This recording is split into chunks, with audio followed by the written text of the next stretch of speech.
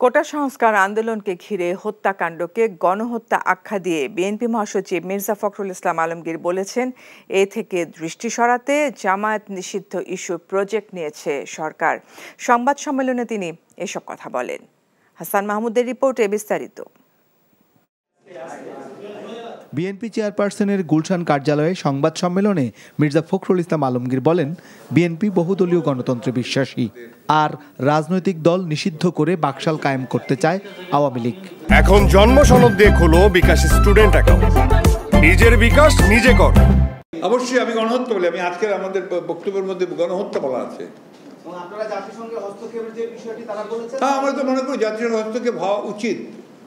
আমরা দেখছি যে যাদেরকে হত্যা করা হলো তাদের পরিবার পরিজনকে কিছুকে নিয়ে এসে তাদের সামনে আপনার সেই কুম্ভীরাস্ত্র বর্ষণ করে তাদেরকে আবার টাকা দেওয়া হলো।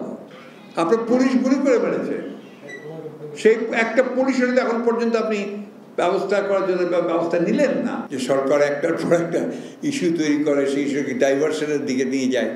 এখন আবার এটাকে তারা ওই একই আরেকটি তাদের একটা প্রজেক্ট। আমরা ভাই বহুদলীয় গণতন্ত্রে বিশ্বাস করি। অদৃশ্য শক্তির মধ্য দিয়ে সরকার পরিচালিত হচ্ছে অভিযোগ করে মির্জা ফখরুল বলেন, চলছে গণগ্রেফতার, রিমান্ডের নামে চলছে অমানসিক নির্যাতন।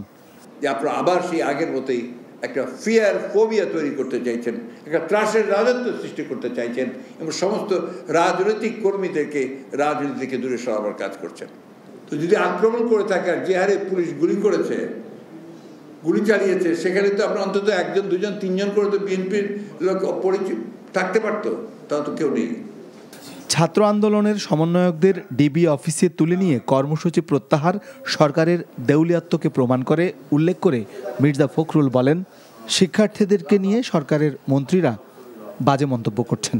সাইদ রংপুর উল্টো আপনার তথ্য মন্ত্রী, তার সম্পর্কে এই কথা বলার চেষ্টা করা হয়েছে, he was drug addict or something like that, আপনার একটা ইনটক্সিকেটেড ছিল।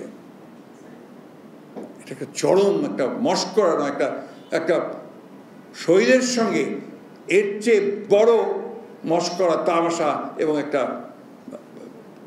আর হতে পারে না। আমার ভাষা নেই তো সম্পর্কে বর্ণনা করার জন্য। সকল ঘটনার সুষ্ঠু ও নিরপেক্ষ তদন্ত দাবি করেন মির্জা ফখরুল। Hasan Mahmud, NTV news, Dhaka. এখন জন্ম সনদ দিয়ে খোলো বিকাশ স্টুডেন্ট অ্যাকাউন্ট, নিজের বিকাশ নিজে কর।